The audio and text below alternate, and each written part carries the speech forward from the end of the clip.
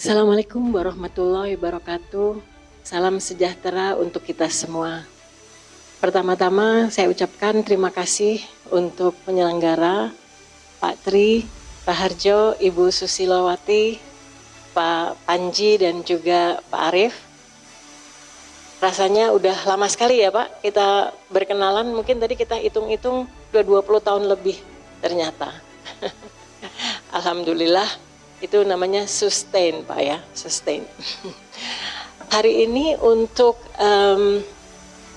materinya, yaitu yang tadi sudah disampaikan adalah tentang thought leader branding. Namun sebelumnya saya juga ingin mengucapkan selamat kepada Bapak Ibu peserta dari awarding ini untuk pencapaiannya. Semoga dengan pencapaian ini akan bisa menambahkan nilai tambah dan juga tingkat kepercayaan dari audiens Bapak Ibu semua. Oke, di sini ada kata-kata 3A ya, 3A's, yaitu audit, align, dan amplify. Nah, saya mungkin masuk di slide yang pertama. Oke, ini tentang saya kira Bapak Ibu sudah dijelaskan ya. Saya adalah Profesor Marketing dari BINUS University, jadi saya sehari-hari juga sebagai akademisi yang mengajar di BINUS Business School. Mungkin dari Bapak Ibu ada nggak yang BINUSian? Kalau ada angkat tangan. Halo, BINUSian, siapa lagi? Oke, terima kasih.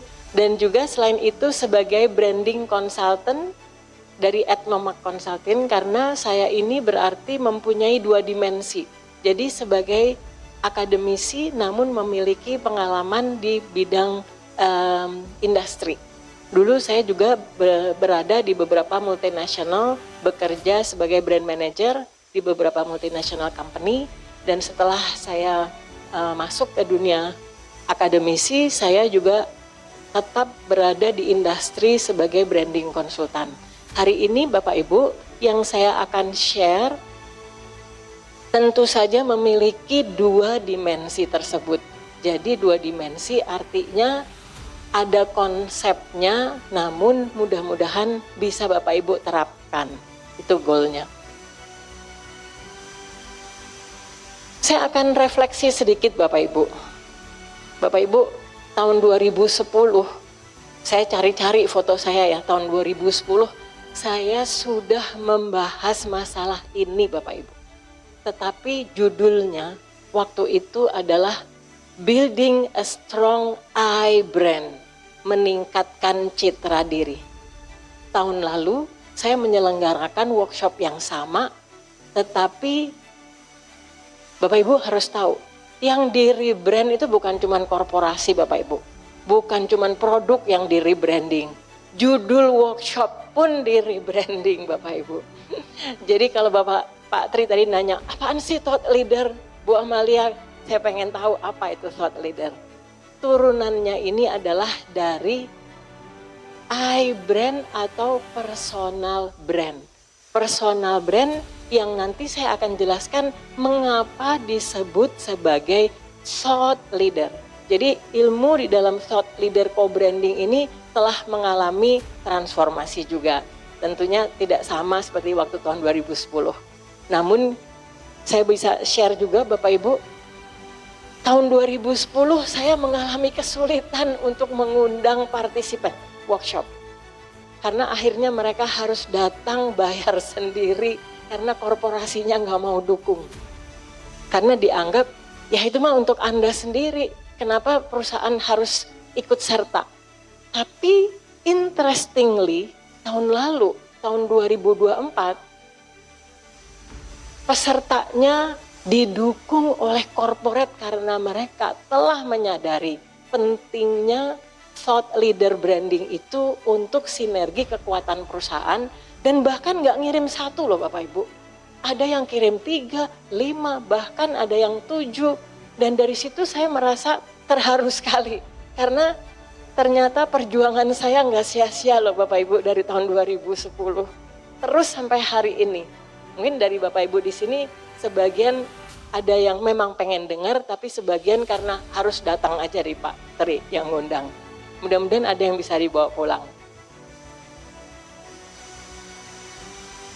Tahun 2010 kalau kelihatannya lebih banyak orangnya, tetapi sebetulnya saya harus ngaku itu separohnya saya undang gratis. Karena saya udah booking ruangannya, tapi kalau nggak ada partisipan gimana? Jadi harus diundang. Nah yang tahun 2024 itu alhamdulillah saya tidak harus melakukan itu. Oke, untuk ini ya, untuk refleksi aja. Saya sebelum masuk ke thought leader branding, saya akan kembali ke definisi branding itu sendiri. Di sini kita seperti ketahui bahwa branding bukan sekedar beriklan, urusan logo, tagline dan sebagainya. Namun memastikan bahwa value atau manfaat, makna dan association sampai kepada audiens, dirasakan oleh audiens. Karena itu semua membangun reputasi dan juga trust. Pertanyaan besarnya pada saat kita menyampaikan bahwa kita adalah brand yang cemerlang, itu adalah how strong is your brand. Nah, is your brand di sini sebenarnya yourself, ya, untuk diri sendiri. Pertanyaan ini apakah sudah bisa dijawab Bapak Ibu hari ini? Tapi kalau belum berarti ini PR. PR Bapak Ibu saya tanya, how strong? Kalau nama lainnya dari how strong is the brand itu bisa juga how healthy is the brand. Karena brand itu sama seperti orang, ada yang sehat, ada yang tidak sehat. Alhamdulillah Pak Tri, brand-brand yang ada di dalam ruangan ini semuanya pasti a healthy brand. Kita kasih aplaus dulu untuk para peserta. Ya kan udah pemenang berarti merupakan healthy brand. Namun kalau kita bilang a strong brand, apa parameter atau ukuran-ukurannya? Karena itu semua harus ada buktinya. Dan yang kedua, kalau kita bilang adalah pribadi tadi, mungkin Bapak Ibu belum bisa atau belum memiliki waktu atau keinginan untuk mengukur kekuatannya. Namun pada saat kita bilang how strong is your corporate brand, biasanya di dalam perusahaan itu adalah ada corporate communication manager atau director yang mana mereka memang tugasnya adalah membesarkan brand, mengukur dan juga memberikan masukan-masukan untuk perkembangannya. Nah, ini juga pertanyaan kedua, how strong, how healthy. Nah, banyak orang yang bekerja di perusahaan besar mengatakan bahwa ya kan saya udah bekerja di perusahaan besar, jadi saya tidak perlu lagi membina brand saya sendiri. Toh saya pasti kalau ketok pintu dibukain pintunya. Kenapa? Karena saya berasal dari perusahaan yang punya reputasi tinggi.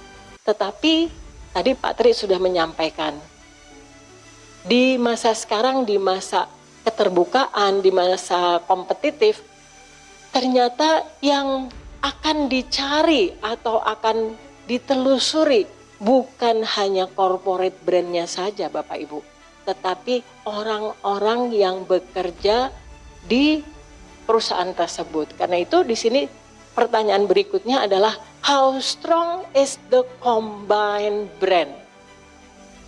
Kalau tadi Bapak Ibu yang corporate brand mungkin Bapak sudah punya, Bapak Ibu sudah punya rapotnya istilahnya. Yang personal brand saya nggak yakin, tapi mungkin sebagian ada.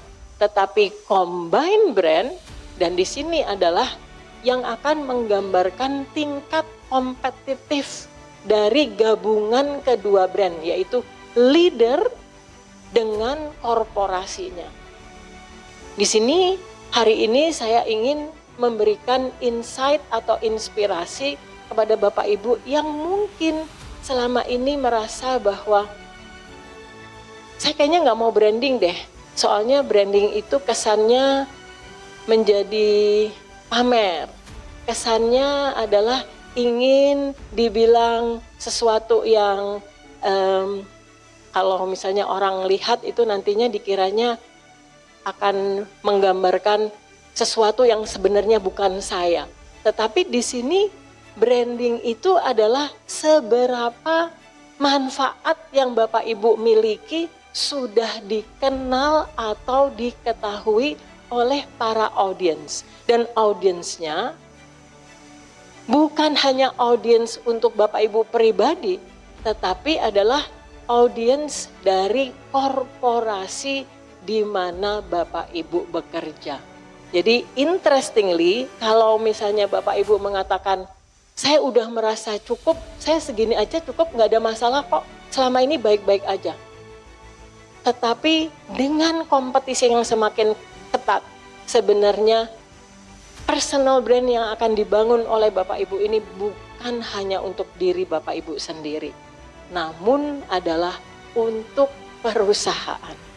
Jadi kalau perusahaannya masih belum memberikan endorsement, nah ini mungkin hari ini saya mengendorse adalah bahwa di dalam korporasi kita harus mulai melihat bahwa setiap leader adalah aset dari perusahaan, dan aset itu adalah sesuatu yang menjadi bagian dari nilai kompetitif. Oke, branding proses Bapak Ibu adalah simpelnya adalah seperti relationship. Ada saat pertama kali berinteraksi tentunya hanya sebagai just friend. Kemudian setelah semakin lama semakin mengerti dengan adanya understanding, research dan sebagainya, kemudian convert menjadi good friends. Dan kemudian di level yang lebih tinggi menjadi soulmate. Kalau sudah menjadi soulmate, disitulah merupakan kekuatan sebuah brand. Coba kita bisa bayangkan kalau kita gabungkan combine brand tadi. Jangan-jangan soulmate-an sama korporasinya tapi belum tentu sama orangnya. Atau dibalik, soulmate dengan orangnya tapi korporasinya boleh apa aja. Pada saat seperti itu, biasanya kalau pindah langsung dibawa semua akunnya. Pernah dengar Bapak Ibu? Sounds familiar, right? Sounds familiar. Bagaimana kalau orangnya pindah, akunnya ikut pindah? Dalam kondisi combine brand itu strong, tidak semudah itu. Karena harus ada komponen korporat tersebut, barulah saya mendapatkan nilai optimal. Jadi di sini yang menjadi soulmate adalah combine brandnya. Right. Bagaimana untuk membangun soulmate? Karena membangun soulmate itu tidak dibangun dalam semalam, adalah proses, takes time, energy, money, and sometimes tears. Kenapa? Karena effortnya untuk mendapatkan seorang sahabat itu cukup lama. Pada saat kita sudah mendapatkan, berarti tugas kita adalah mempertahankannya. Kalau kita lihat tadi bahwa branding adalah delivering value, nah berarti dalam delivering value itu ada titik-titik di mana audience bisa menilai, betul tidak ekspektasi saya terdeliver. Karena yang lebih banyak terjadi adalah promises undelivered. Jadi kita bisa bicara apa saja di LinkedIn atau Instagram, sekeren apa kita. Namun moment of truth-nya adalah saat di deliver value-nya. Nah, delivering value itu berarti delivering dari dua brand. Delivering value dari corporate-nya maupun delivering value dari orang-orang yang mewakili korporasi. Karena korporasi itu tidak berbentuk, korporasi itu abstrak. Selalu hadir diwakili oleh person. Dan person itu apakah telah mampu mendeliver the corporate promises. Yang berikutnya saya akan merefresh, barangkali dari Bapak Ibu sudah tahu untuk istilah ini, yaitu yang disebut ZMOT, Zero Moment of Truth. Tadi saya menyampaikan istilah moment of truth adalah di titik di mana kita mendeliver value dan dicocokkan dengan expectation dari audience. Nah, zero moment of truth adalah berhubungan dengan our online presence. Karena online presence itu kita belum ketemu, tetapi kita sudah bisa membuat ekspektasi karena online presence-nya yang menceritakan tentang value. Nah, ini adalah online presence di sini yang kita lihat belum seimbang Bapak Ibu. Korporasinya karena di-manage dengan baik, karena itu online presence-nya oke banget. Namun bagaimana dengan online presence dari para leaders-nya? Dan saya tidak menyampaikan ini hanya untuk CEO-nya saja. CEO-nya mungkin bagian dari Korkom udah ada yang ngurusin deh. Tetapi bagaimana dengan level-level berikutnya? Zero moment of truth Bapak Ibu. Kalau tidak hati-hati, bisa break the brand. Kalau tadi make adalah saat moment of truth-nya berhasil, promises deliver. Tetapi bisa break saat ternyata promise-nya disampaikan, kenyataannya tidak seperti itu. Nah, inilah konsep ZMOD yang dikenalkan oleh Google, sebenarnya sudah cukup lama, tetapi untuk kaitan thought leader branding ini penting sekali. Karena pertemuan antara brand dengan audience atau dengan konsumen atau stakeholders apapun itu, tidak selalu harus mengalami bertemu secara fisik lagi seperti dulu. Kalau belum ketemu secara fisik, ya udah kita tidak punya impresi yang konkret. Moment of truth-nya itu adalah harus ketemu dulu. Hari ini kita bisa saja belum ketemu, sudah ketemu di online. Dan di online itulah seperti apa cerita dari brand. Dan cerita ini adalah telling stories dan gabungan stories Bapak Ibu. Kok perusahaannya keren-keren, orang-orangnya kayak gini sih? Nah, itu adalah berarti kalau kita bilang brand cemerlang itu satu, kemudian orangnya juga satu, 1 tambah 1, seharusnya kalau matematika biasa 2 ya Bapak Ibu. Tapi dalam thought leader co-branding 1 tambah 1 tidak boleh 2. Harus 3 atau lebih. Kenapa? Kalau 1 tambah 1, 2, sama aja. Harusnya mempunyai sinergi baru, dan disitulah powerful antar combine brand. Yang mengkhawatirkan adalah corporate-nya luar biasa, brandnya diwakili oleh orang-orang yang tidak memahami bahwa setiap interaksi itu akan membentuk impresi. Karena itu 1 tambah 1 bisa 1,5. Dan kalau itu terjadi, itu adalah sebuah kerugian. Mengapa harus diwakili oleh orang-orang yang akan menurunkan total impresi dari combine brand? Nah, ZMOD sendiri bisa terdapat 2 kategori. Yang pertama disebut controllable ZMOD stories, dan ini adalah apa yang kita tulis sendiri. Bapak Ibu, sudah ada yang bikin story sore ini? Kalau sudah ada, berarti sedang menuliskan ZMOD. ZMOD dari pengalaman Bapak Ibu. Zero moment of truth untuk orang lain yang hari ini mungkin nggak bisa hadir. Pak Tri, ada banyak yang tidak bisa hadir hari ini, tetapi mereka yang tidak hadir itu akan bisa membaca atau melihat foto atau cerita-cerita di ZMOD yang dipasang pada hari ini. Dan karena ini disebut controllable, kita mau tulis apa tentang diri kita? Biasanya yang bagus-bagus semua lah ya pastinya, ya kan?